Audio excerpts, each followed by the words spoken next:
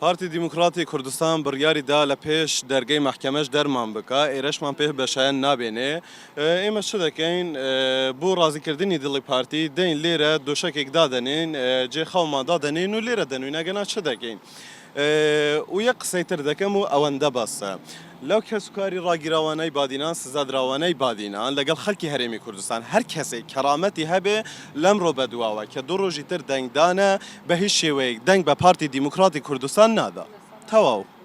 دەسەڵات بێ پارتی بێ ئیدی دەسەڵاتی ئەم دەڤەرەیە تەواو چیترتان بۆ بڵێم پارتی دەیەوێ ئەم خەڵکە پارتی دەیەوێ ئەم خەڵکە بێهیوا بێ بەڵام دڵنیا بنێمە هەر دەینە ئێرە ئەگەر نەک لەسەر جادە دەرمان بکەن ئەگەر نەیڵن لە بازگەکانیش بینە ژوورێ دڵنیا بن لە هەر شوێنەیەک بێ دەین ینی دەمانەوەی کەسوکاری خۆمان ببینین دەمانەوەی داوای مافی کەسوکارەکانی خۆمان بکەین و هەر کەسێک لەو خانەوادەنەی ئەو ڕاگیراوانەوە ئەو سزادراوانە دەنگ بە پارتی دیموکراتی کوردستان بدا دڵنیا بن ئەوانە خەڵکێکی بێکەرامەتن